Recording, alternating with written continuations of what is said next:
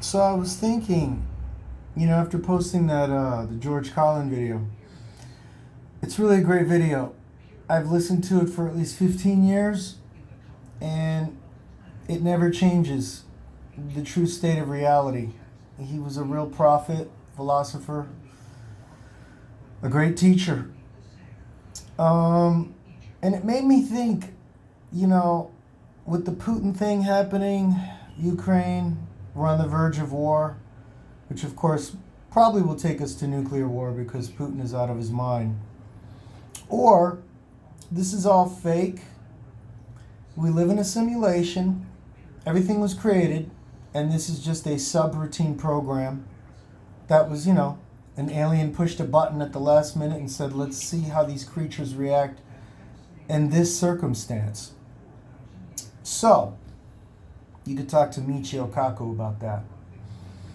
Look him up, you'll understand. So, I'm thinking, I know a lot of people are freaked out about losing a lot of money, freaked out about death, freaked out about permanence. I think a lot of people, what they're really freaked out is, they're freaked out with the ideal of permanence. And I have to be honest with you, I didn't lose as much as a lot of AMC apes out there. I'm doing okay. I'm not bragging. I'm just saying that even though I did okay, and I'm not, crazy in the hole and all this stuff, I'm not necessarily more happy than you guys, or sad. I'm still just, removed. I'm emotionally removed from the human condition. I'm emotionally removed from the human race and its folly and all its silly interactions and the absurdity of life. I've been removed, actually, for quite a few years. But you guys, I'm a really good actor. You probably thought I was full of love and hope and squishiness. I mean, when I make jokes and I'm silly, that's all real. That was all real. All those characters I did, it's all real. But it all comes from a place of darkness. Or, I shouldn't say darkness. That's the wrong word. It comes from a place of understanding that ultimately life is absurd because I'm an existentialist. Read some Kierkegaard.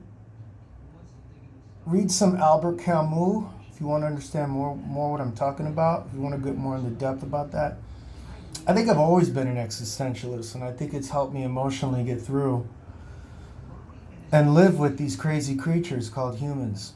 And I just want to say that thinking about what's happening, what we're on the verge of with Putin, at first I was upset. I was upset like a lot of you guys, A lot of you are upset with the idea of losing money and you're fighting with each other and trying to prove who's the big man and all that. I'm way past that, you guys. I'm not better than you. I'm just saying I've never thought in those terms because humans are very limited. The human race is just a very limited creature that goes around doing very silly things.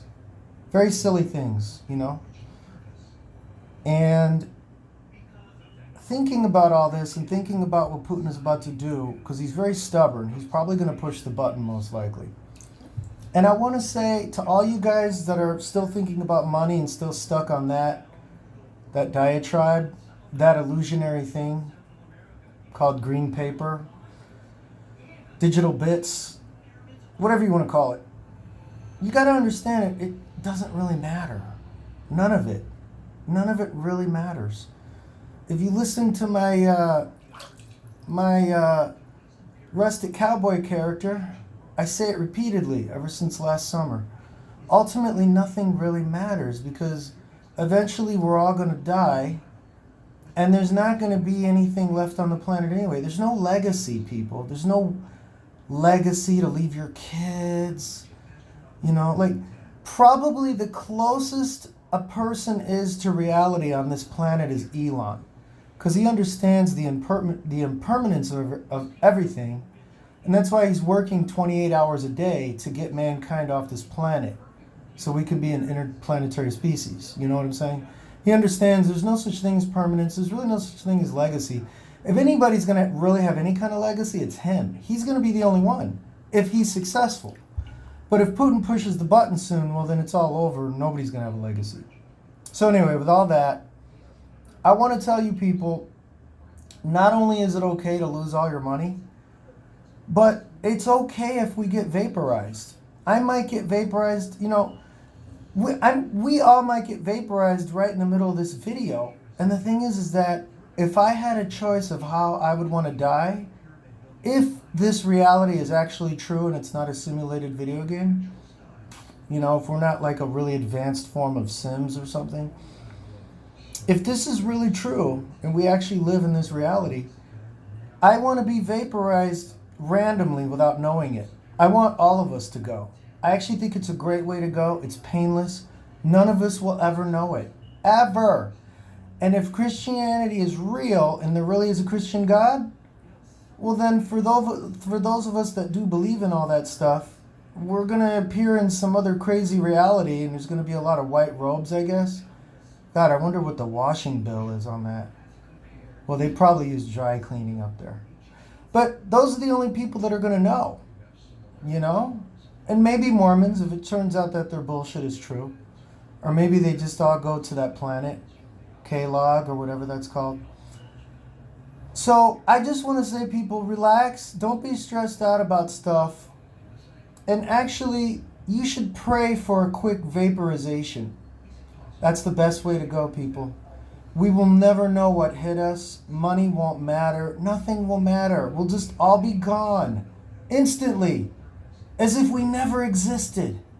It's all good. I'm not making this video to be dark. I'm actually making this video to help you feel better.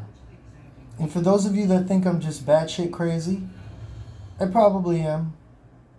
But I think what I'm also saying makes a lot of sense and is very comforting to those of us that want to go, especially quickly. Because death sucks. Toodles, good people.